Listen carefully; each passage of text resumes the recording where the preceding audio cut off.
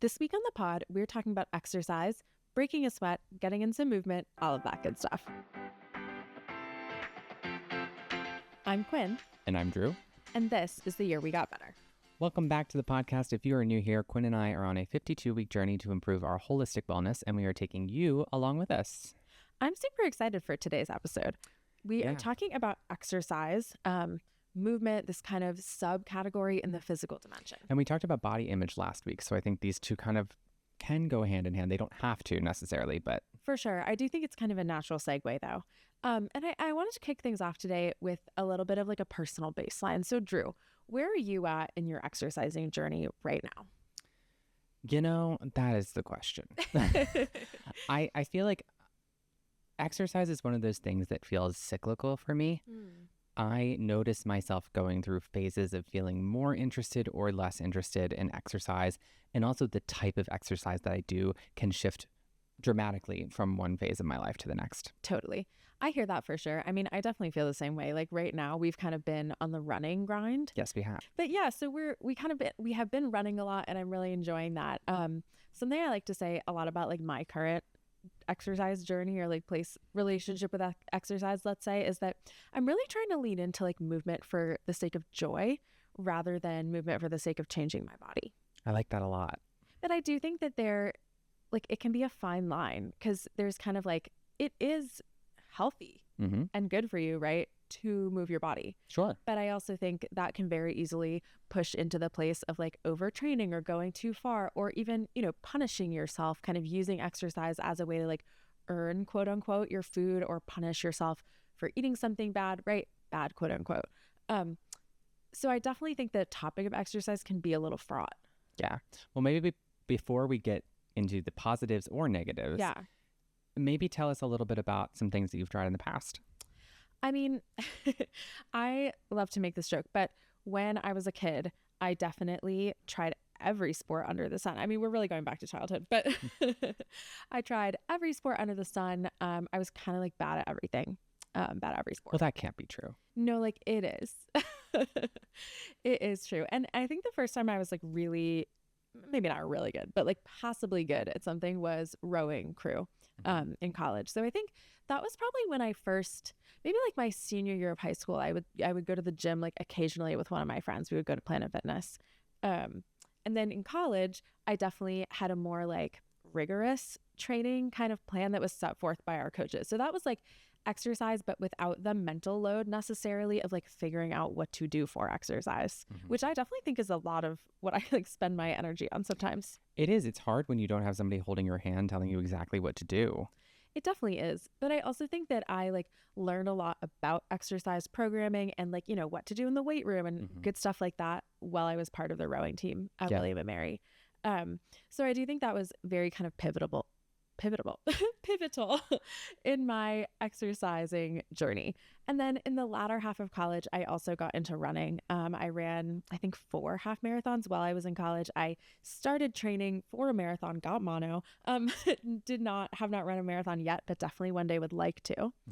And yeah, and then, in my adult life, like outside of college, which I feel like I talk about college like it was yesterday. It was like a solid 6 years ago.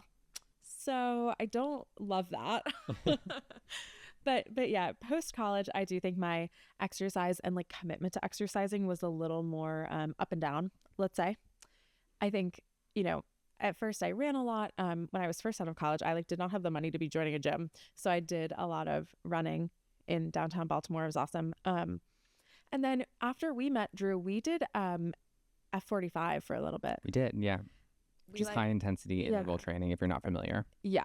And it's like workout class kind of structure. Yeah. I've done spin before. I feel like I've done kind of a million different things, but I do always keep gravitating back toward running. And I find that it gives me some like mental like peace, I guess, that maybe like hitting the gym doesn't. So I do think that is probably going to be like a stay forever sort of thing in my workout routine. Nice. Yeah. Tell me more. Give me your like working out story. Let's see. Well, I'm going to go through the lens of exercise rather than working out because it hasn't always, especially earlier in my life, I don't think I looked at exercise as working out. I like that. I really liked sports when I was younger. So I did, well, first of all, I did t-ball, which I was just so bad at and hated doing, I would like pick like flowers and grass in the outfield. That's kind of iconic of you. Yeah. So it just wasn't for me. It was too slow paced. I couldn't stand the like gaps of time between when people would hit the ball. That's kind of what I feel about like baseball now. Yeah. But anyway, so I did t-ball, and then that ultimately transitioned into me doing soccer as a kid, which I really enjoyed. And then I tried some other sports too. I did lacrosse and probably some other things I can't really remember because they didn't stick around for a long time. And then I feel like as I developed a more sturdy interest in music as the primary thing I was focused on, I spent less time doing organized sports. Sure. And as a result, my structured exercise fell off for the most part. And this was the first opportunity I had to explore working out, as you phrased it. Yeah. So I remember like lifting some free weights in my parents' basement when I was in high school. I took a weight training class when I was in high school. And then as I transitioned into college, that is when I started to become more familiar with going to the gym regularly with the purpose of lifting weights or having a set workout regimen that I was trying to follow. And then I would say my trajectory is fairly similar to yours into trying a lot of different types of group fitness classes through my early 20s. I was very into yoga for a while. We have done F45. I've tried Orange Theory before and a few other things as well. Yeah. And most recently running. So to sum all of this up, I haven't had one consistent thing for a long time, but I would venture a guess that that's not super atypical. Yeah, I agree. I think it almost feels like, I don't know, there's like a pressure to like pick your thing, but I don't know if it's a bad thing to switch it up actually, right? Well, and I also think it's worth noting that it can be and probably is a difference between exercise as a hobby and exercise as exercise. Like you don't necessarily, and what I mean by that is I don't think exercise has to be your hobby. Sure. But you can do exercise for the sole purpose of moving your body, and that's purpose enough in my mind.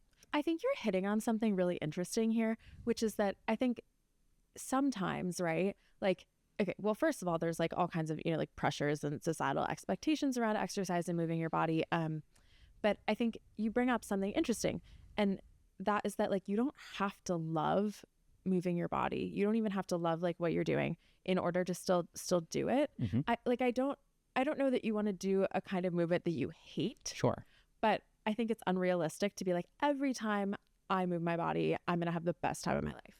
Well, and the thing that comes to mind is your sister Jade, right? For example, has trained her whole life to be amazing at hockey. Yeah, she's really talented. That's a form of exercise that she's also passionate about and has like made a lot of life decisions around to further her interest in this sport. I have never felt that way about organized sports. Right. Yeah. I do get what you're saying. Like there is a difference in like the kind of intensity level when it's such a big part of your life versus just like something you do on the side. She's not just doing it for exercise. No, definitely not. Well, I guess how has your perspective around the approach for exercise changed throughout your life? I mean, I kind of think you hit on this a little bit as well when you're talking about, you had organized sports growing up and then it changed into this other thing, which is working out, right? Like hitting the gym, working out, exercising, like with I think the purpose of that kind of changes as you transition out of that like organized sports phase and more into a different phase in our lives, like adulthood. And I think that for me, that's true too. Like I didn't do organized sports as a kid with the goal of like changing my body or getting fit. It was more just like something to do. And my parents said you had to. Yeah.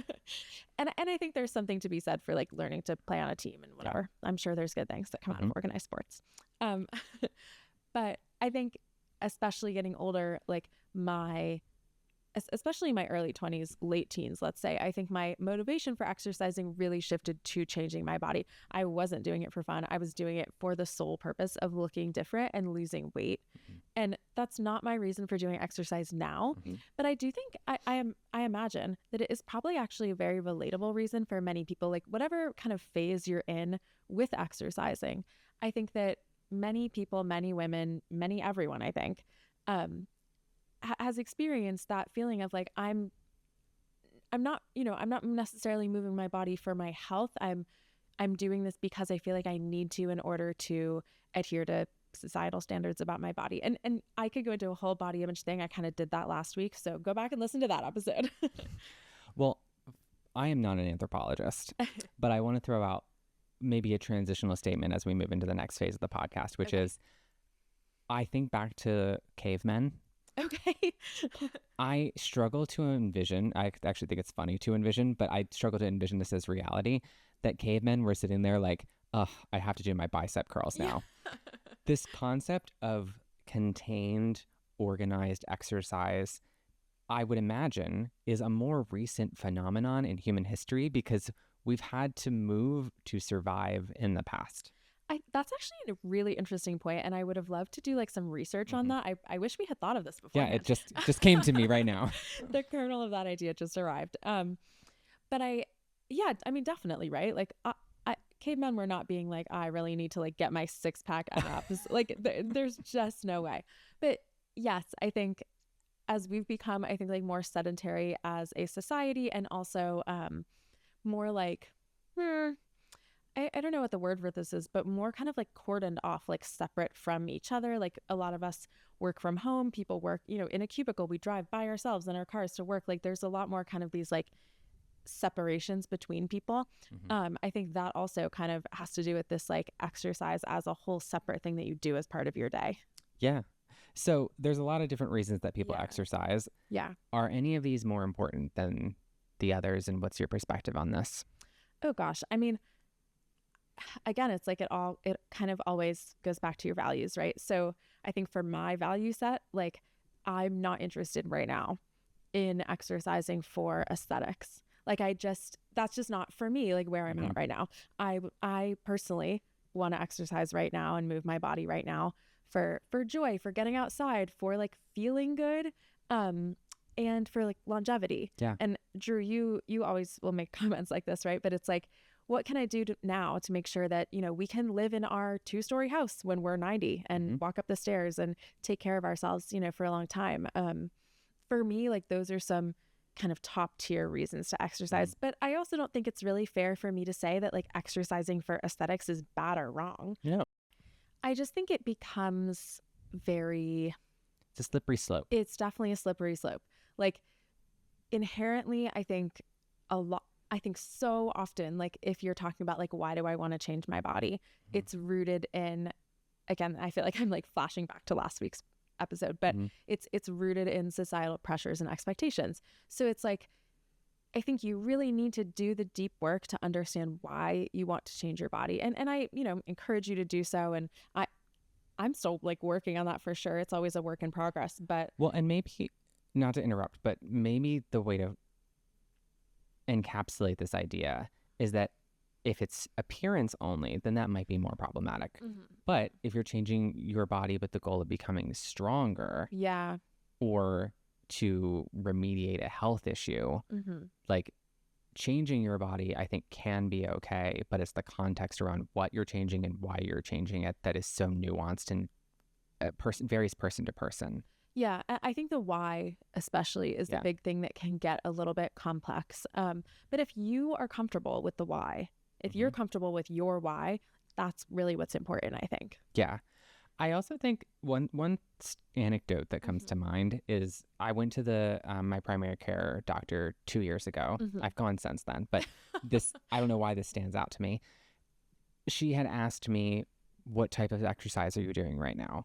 And I had seen her the year before, and this was the time period when we were going to F45 consistently, and I was so proud of myself and had said, oh, I'm going to F45 3 or 4 days a week, sometimes 5 days a week. I'm feeling really great about myself. Yeah.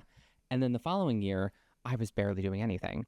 So I said pretty much nothing. Yeah.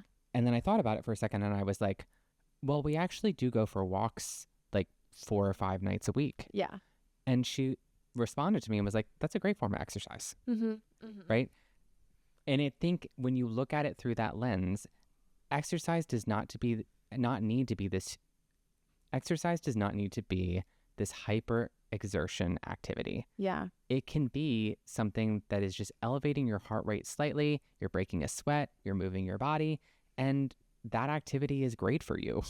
I think that like no pain, no gain mentality is kind of like problematic here. And not true. Yeah, not true at all. And I think, Drew, that kind of like leads me into the next thing I wanted to talk about, which is how has social media and also societal pressure kind of framed exercise in a way that can be harmful? Social media, I mean, we talked about this before. Yeah. Social media has a tendency to highlight the extremes. Mm-hmm. So if you come in naively and you have an interest in a certain type of exercise, I think it can be great for community, Mm-hmm. right? You find like-minded people who have similar interests. Right. Maybe you learn some new skills, or Right. you learn about resources that were available to you that you weren't otherwise available or aware of. Yeah. That can be great for social media. Unfortunately, I think because we can highlight the extremes and they tend to get more of a platform, the types of associations that you have with exercise can become more extreme as well. So if you had an interest in weightlifting, for example, that might have started as just a casual interest, but you might start to gravitate through algorithmic pull toward extreme bodybuilding Yeah. or steroid use, Right, or right. how do I have aesthetics only goals. So it kind of goes down like these weird paths. And I'm not saying this to fearmonger or to say that that is the only way that social media and exercise can relate to each other, but I do think that there can be relationships that are like that for some. Definitely. And I think, and I think it's not just social media. I think social media kind of amplifies this, but I do think there's a lot of societal pressure and like dialogue, kind of like, I like to say noise or feedback that we kind of hear societally about exercise, right? Like, I think you get a lot of positive feedback when you talk about exercising. I also think you get a lot of positive feedback if you have visibly lost weight.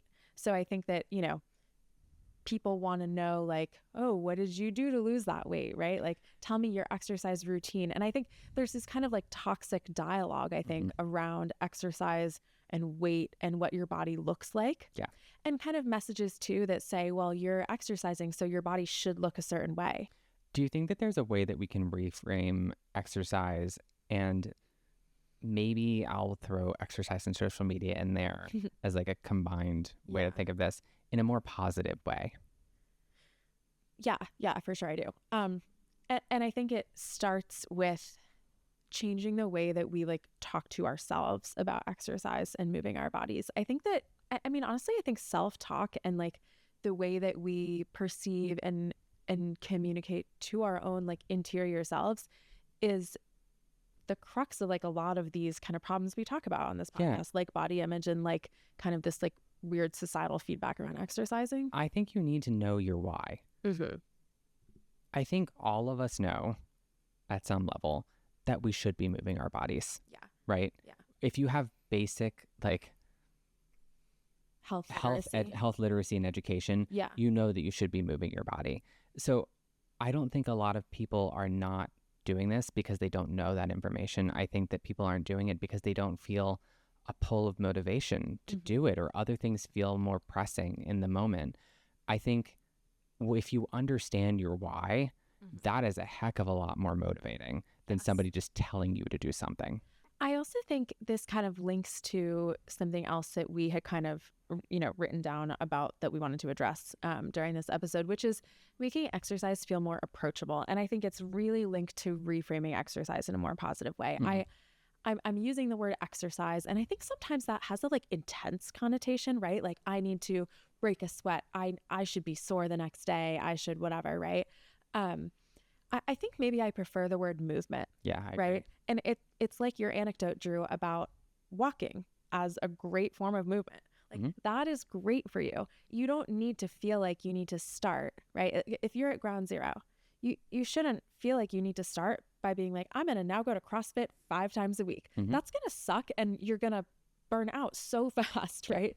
So it's like, I think that when we talk about reframing exercise, I think making exercise and movement more approachable and more attainable is where we start, and more joyful, really. Can I throw one other adjective on there? Absolutely. Sustainable. Okay, say more. What good is it to have a short-term result and then not have that same desired result for the long term? Like, I and what I mean by this, and I'm going to, I'm going to use my own like personal example on this with F45. Yeah. We went really consistently for like a year. Yeah, we really did. And I felt super strong. I felt probably like I was in the best shape that I've ever been in. And I completely fell off the cliff. We really fell off the wagon. As soon as life got busy, we were like, oop, can't do this. And I mean, you know this, but just for the people listening, I don't mean fell off the wagon as in we fell off the F45 wagon, but continued doing other forms of movement. No. We stopped moving, basically. Yes. So it was great that I got myself into that good of shape. Sure. However, would it have been better if I would not have been at that peak athletic performance level and was like a little bit less, but maintain that over the long term? Health-wise, probably yes. Yeah. I think that's a great point. Go ahead. I was just going to say, but the why, and this is why I said you need to know your why. I think the why in that moment, in the F45 moment, was I want to be super strong and I want to like feel really great and all of these things. That was my why. And then I lost that why and I didn't have a new why. I think that, okay, you've like said so many interesting things. I don't even know where to start. Okay. But the part about finding your why, I think, like your values, your why with movement and exercise can change over time. So that's one thing to note too, right? Like I don't think there's anything, to be ashamed of like we did F45 for a year and then quit it. Like it would have been great to figure out our next why sooner probably. But I think it's okay to be like, I'm really into this for the time being and like, I'm enjoying it. And then we stopped enjoying it and that was the problem, right? Yes. So that's like kind of one thing. But I also think that kind of as we're talking about like approachability and sustainability, it's not just about sustainability in what type of exercise you're doing, but also sustainability in like sustaining your ability to do the things you want to do in life. Yes. So I think about like Drew, you and I like to travel, right? We had an amazing vacation a few years ago. We went to Greece and we walked around like all day in Athens and Mykonos and Paros, whatever, all these different things. We're going to Paris in a couple months. Like we're going to walk around a lot. It's important to me to be able to do that and feel completely okay. Yeah. And now when I'm 27 and, in 50 years, I still want to be able to do that. I want to be able to go to Greece with you and like walk up the giant hill to the Acropolis. Yeah. And I think we're hitting on like an interesting duality, I think, between the why, and I see duality, there's a lot of different reasons, but I think there's like athletic pursuit as a goal, and then there is longevity as a goal. And those are two different and equally valid whys. Yes, exactly. Yeah. So if your goal is like, I want to be an elite athletes know inherently that they're putting strain on their body. Yes. That is not sustainable in the long term. No. My sister is a great example. Like she is a super talented hockey player, ice hockey.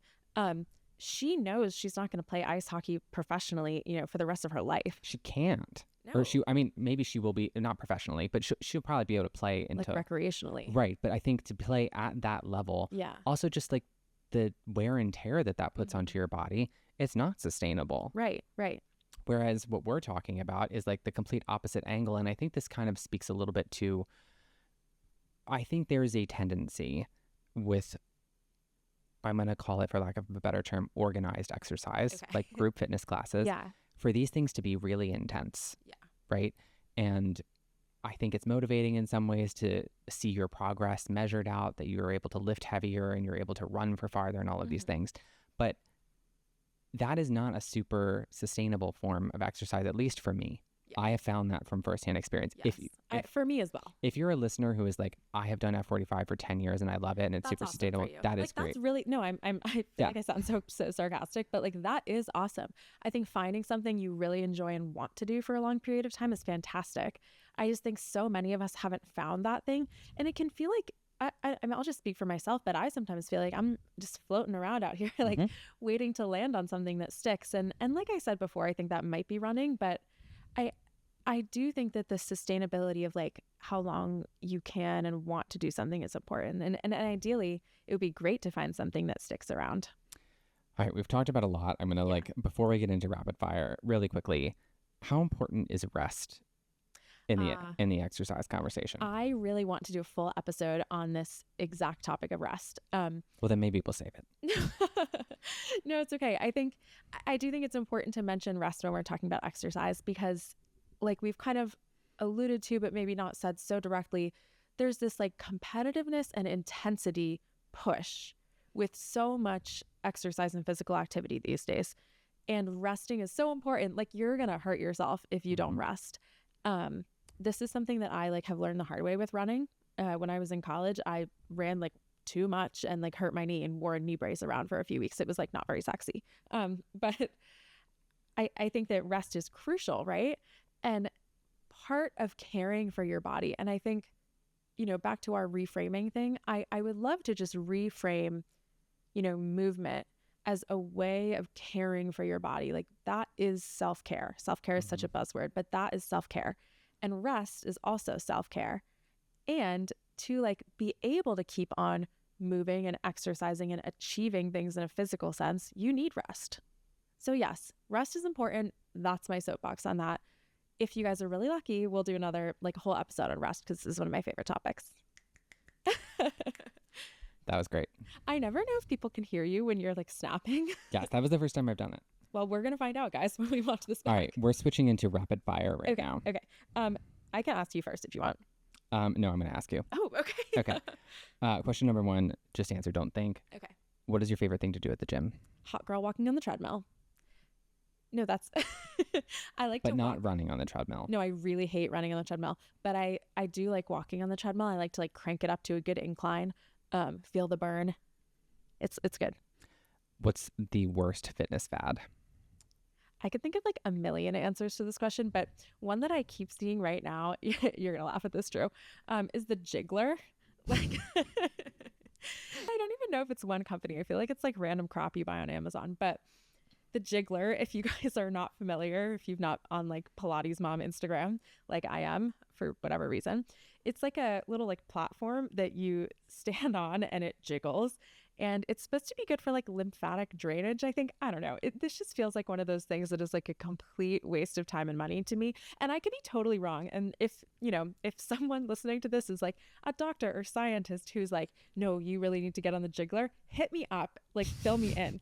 But there's no way that the jiggler is like a life-changing fad like some of these influencers are making it out to be. So yeah, that's I'm really passionate about that. Thank you for that perspective. I know it's adding a lot. Okay. It's my turn to ask you rapid fire questions. I'm ready. Okay. Number 1, what is your least favorite exercise? I used to say running. Really? Mm-hmm. We've been so into it lately. We have. But I used to have a lot of like injuries related to running. Mm-hmm. I would say least favorite form of exercise. I used to really hate the rower when we did F45. I love the rower. Something that like makes me really proud, but shouldn't at all because I was on like a competitive like college level rowing team is that I'm faster than you on the rower. Yeah. I have a love-hate relationship with the ski erg. The ski erg is weird. I don't know if anybody has ever tried that. They have them at F45. It is weird. It's kind of fun though, actually. It's like that. Very difficult. Yeah. Which is why I hate it, but I also like it. Anyway, that's my answer. Okay. Okay, last rapid fire question. What is your favorite workout outfit? I'm going to say like a fresh pair of sneaks. Ooh. Okay. Give me the whole. Yeah, I'm going to go bottom up. Yeah. Okay. Fresh pair of sneaks. Mm-hmm.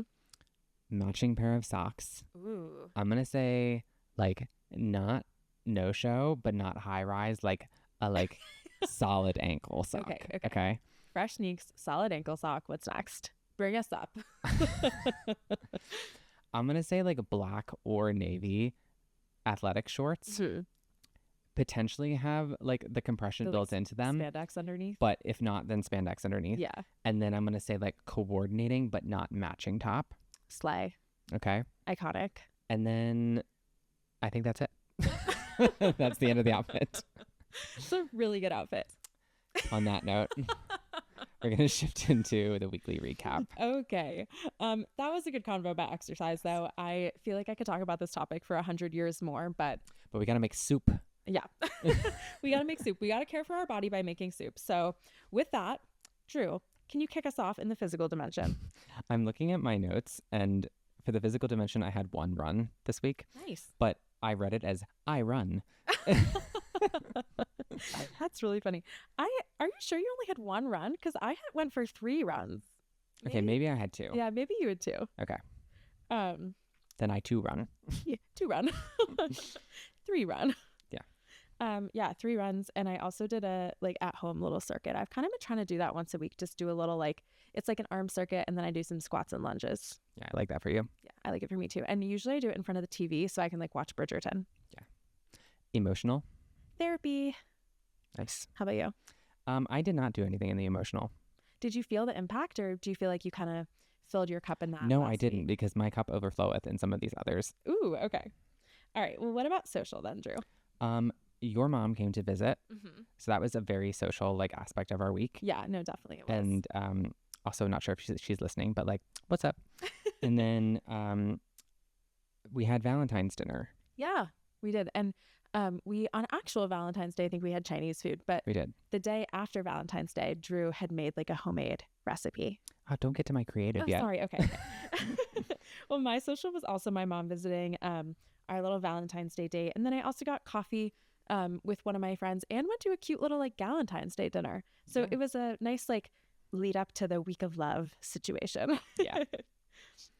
What about your intellectual dimension? Oh, I am so ready for this. Oh, okay. Oh my gosh. Drew Okay. is about to flaunt it, you guys. All right. So if you've listened before, you are aware that I have been reading The Great Believers by Rebecca Mackay. I finally finished. Nice. Okay.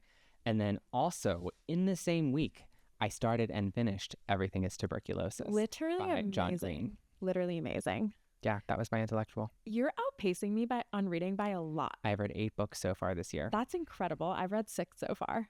I'm like actually so proud of you. You know, Thank when you. we met, Drew said he wasn't a reader. No. And I think my goal for the year was 14 books. Yeah, you're going to hit it like right away. Yeah. I am so proud of you. That's Thank you. fantastic. All right. What about you? I finally finished The Goldfinch by Woo. Donna Tartt, which I've been reading for weeks at a cool 771 pages. I did finish it. It was fantastic. It's a Pulitzer Prize winner. It definitely is like literary. Like it is a bit like high concept almost. Mhm. I think this book has so many interesting things to say about like art and value and like just, new and old and, beautiful things. And Yeah. I almost feel like I need to read it again to get like all of the like messages and themes in there. But I really did enjoy it. It was definitely dense, but had a really good payoff. Yeah. Yeah. And I also did a jigsaw puzzle, which I haven't done in a while. Nice. Yeah. And I did started another one. I did about 3 pieces of that puzzle. Yeah, you were like an attendee to the Yeah. puzzle operation. I watched it happen. Yeah. What about creative?